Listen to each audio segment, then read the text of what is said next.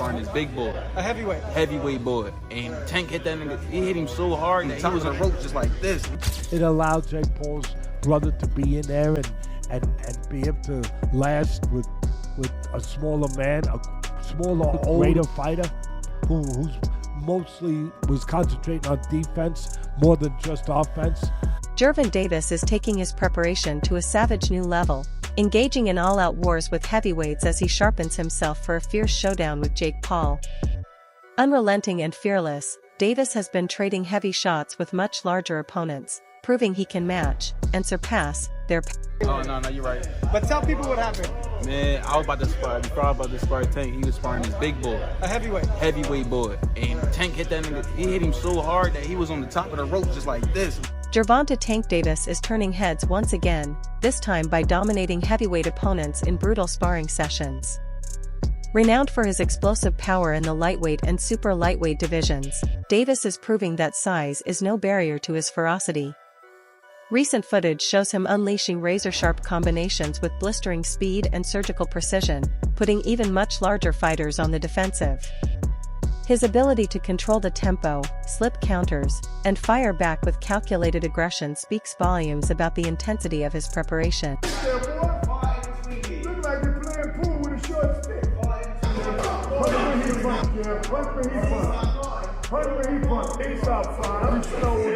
slowed down, now we're going to commit sparring again. That's what we do, we reload and come back. Yeah, you ain't got to get close, Tank, because we know you're scared to get close. So keep rolling, Cal. All the way down the road, come to me, baby.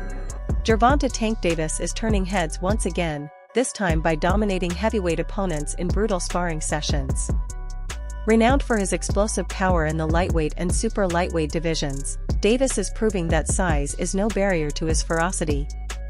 Recent footage shows him unleashing razor-sharp combinations with blistering speed and surgical precision, putting even much larger fighters on the defensive.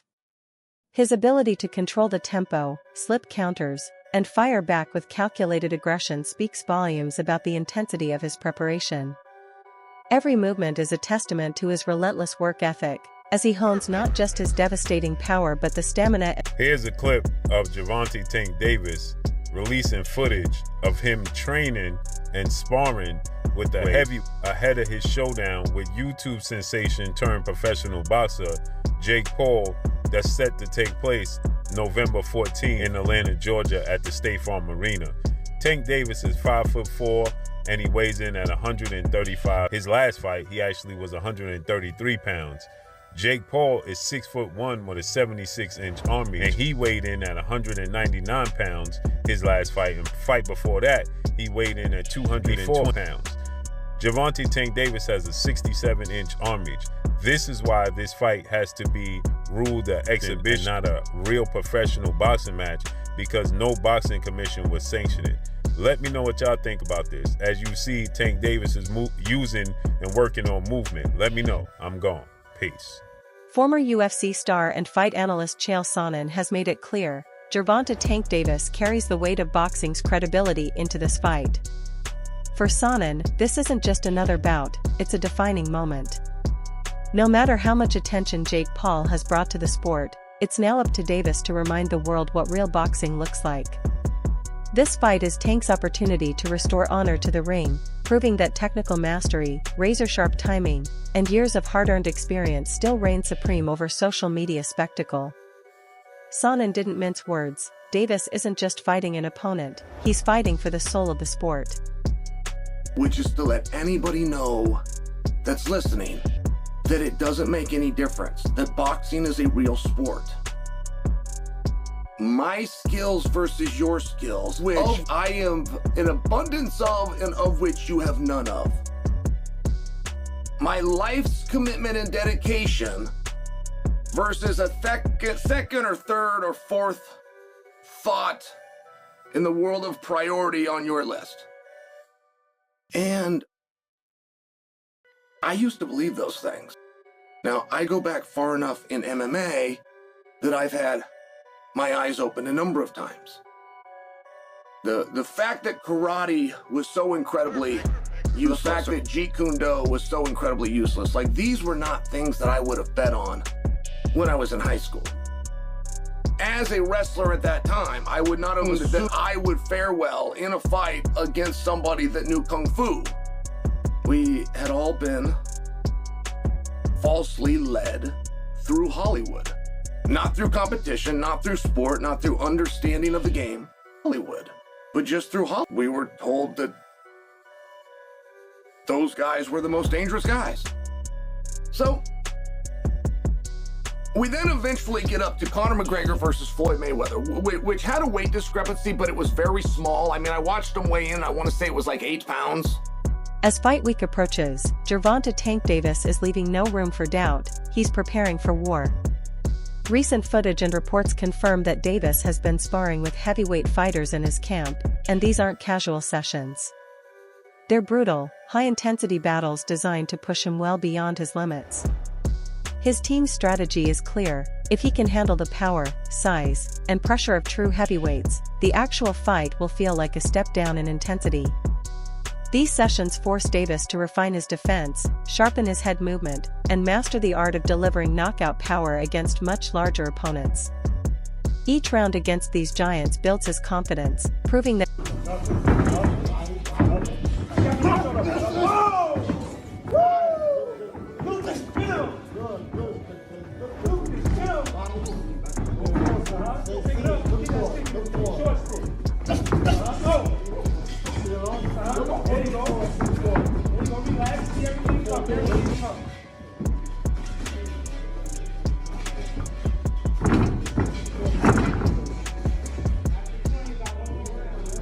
As fight week approaches, Gervonta "Tank" Davis is leaving no room for doubt. He's preparing for war.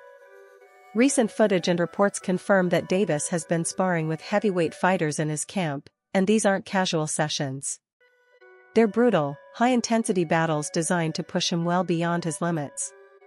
His team's strategy is clear: if he can handle the power, size, and pressure of true heavyweights, the actual fight will feel like a step down in intensity. These sessions force Davis to refine his defense, sharpen his head movement, and master the art of delivering knockout power against much larger opponents. Each round against these giants builds his confidence, proving that his speed. One guy who, yeah, he's smaller, but he's a top fighter, he can punch, and he's fighting a guy who's not a top pro fighter, who's bigger. What if him on the chin? What if he hits him on the chin? That's what, it'll sell it. And that's what'll wind up selling it. The what if. What if Tank's him make a cha-cha? He hits him on the chin, and Jake Paul, we're gonna fight him dance. Whoa, whoa, whoa, whoa. You know, do the cha-cha. That's what's gonna sell it. And you can't argue that what if. You can't. I know I get to places that other people won't go and everything else, that just dismiss stuff because it's easier to do that, it's safer to do that. You don't have to bows and arrows coming at people that argue with you because you did that, but I don't care. I've had bows and arrows my whole life. But that's true. That what if? What if this guy who is a puncher, who is one of the best fighters in the world right now, what if he makes a miss and he counters him, or he jumps up in the air,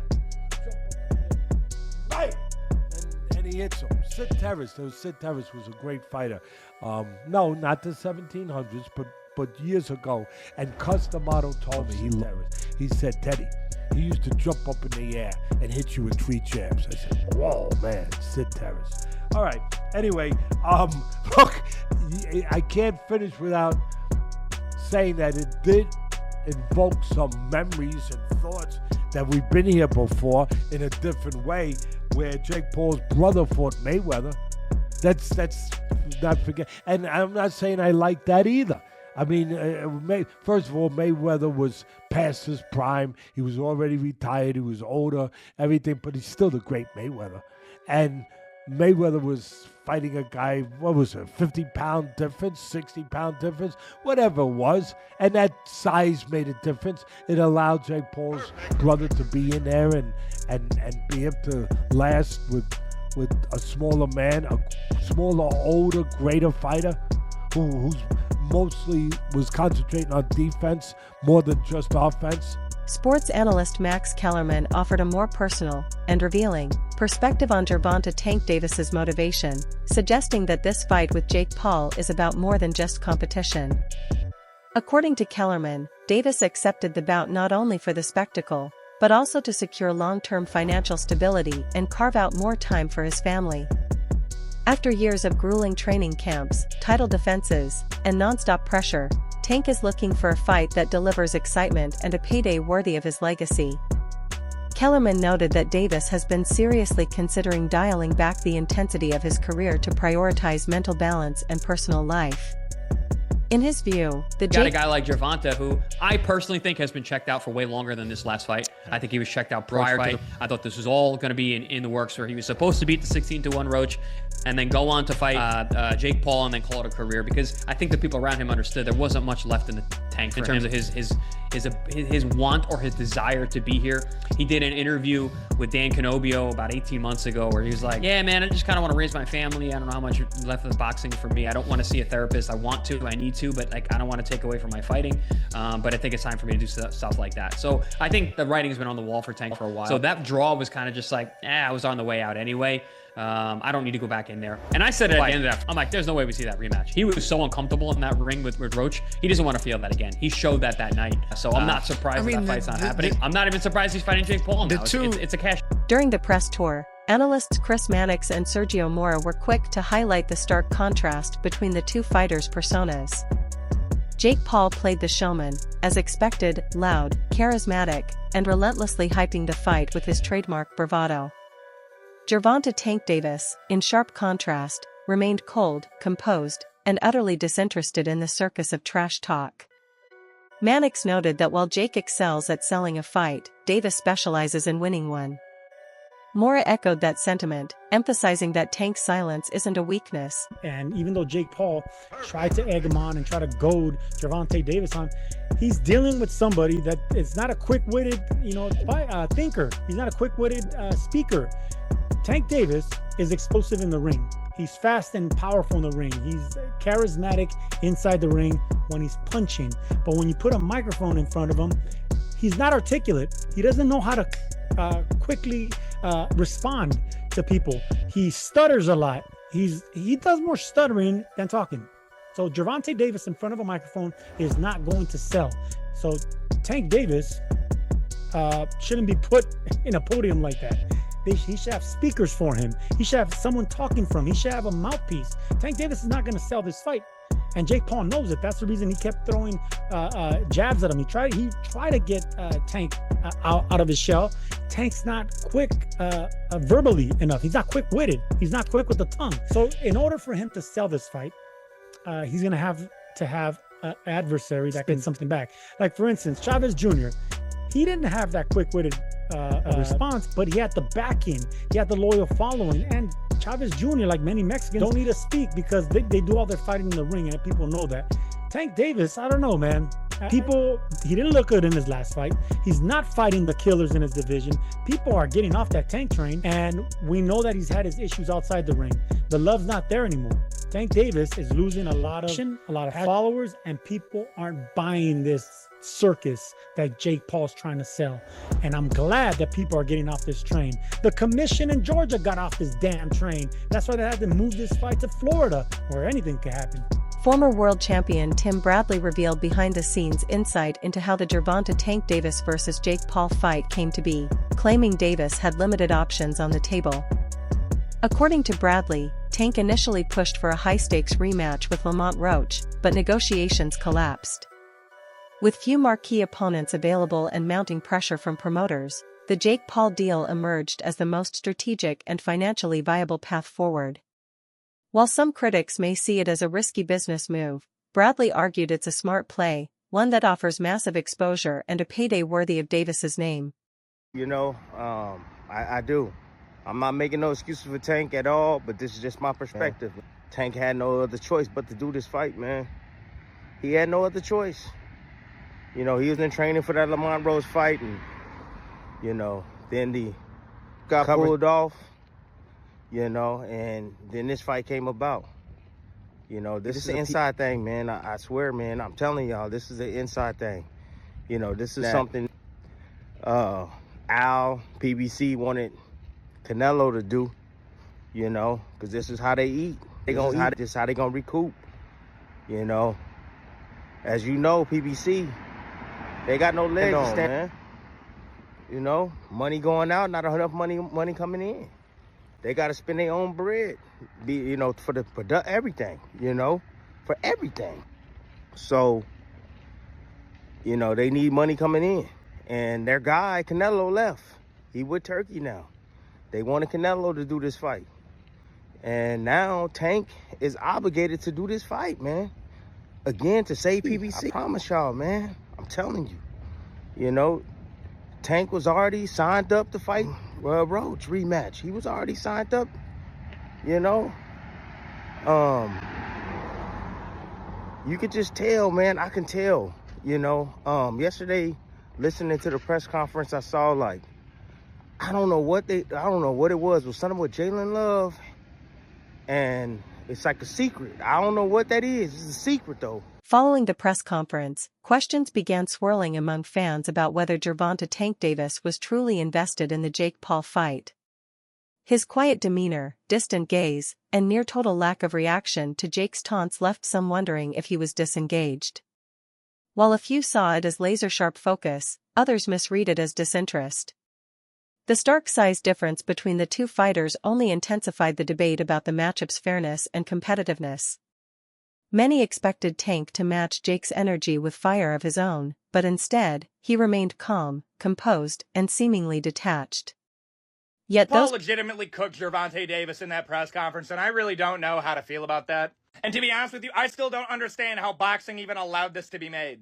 Like, I don't. Like, dog, this is not an overstatement. Like, one of the core pillars holding up boxing is, like, this literal, like, fake superiority complex that they have over literally every other combat sport. Despite literally being the least effective main combat sport there is. Brother, kickboxing, Muay Thai, Brazilian Jiu-Jitsu, wrestling, brother, judo over I put boxing. In terms of practicality of combat, oh yeah, 100%. Brother, if Jake Paul makes it competitive against Gervonta Davis, I'm looking at this like, brother. Oh, well, weight difference, brother. Gervonta Davis has been training his entire life. I'm sorry. It's bad enough that the fact that if this was under any other combat sport, this would literally be like one of the most one-sided matchups of all time. And it wouldn't be in favor of Davis. No, dog, if you did this in like, if you did this under MMA rule set, oh my gosh, bro, Paul cooks Gervonta. It's not close at all. Like, round one finish level. Like, understand this, Gervonta Paul is taking place in literally the only combat sport where Dave should win. I'm still shocked that they allowed it to be made. Because, like, there's no upside. If Jake Paul beats Gervonta Davis, now we're kind of looking like, wait a minute. What? Like, brother, don't forget. I still think it's a horrible look that Tyson Fury couldn't finish Francis Ngannou. That is so bad. Well, Francis Ngannou's a great boxer. Francis Ngannou, no joke, is one of the worst boxers to ever be in the UFC. He just has absurd power. No, look at the technique of Francis Ngannou. It's not that good. It's carried by power. Like, going into it, like, I'm hyped, but it's also, I'm looking at this like, bro, Gervonta has to finish, bro. Jake Paul has long been criticized for undermining boxing's traditions, but now some critics are turning their scrutiny toward Gervonta Davis. By agreeing to face Jake, Tank risks legitimizing the influencer boxing phenomenon he once condemned. Fans hoping he would prioritize battling legitimate contenders feel betrayed, seeing this fight as a move toward entertainment over legacy. However, others staunchly defend Davis's choice, arguing that boxing has always been a fusion of sport and spectacle. For Davis, this bout is a chance to seize control of the narrative, demonstrating that even in this crossover era, true skill and authenticity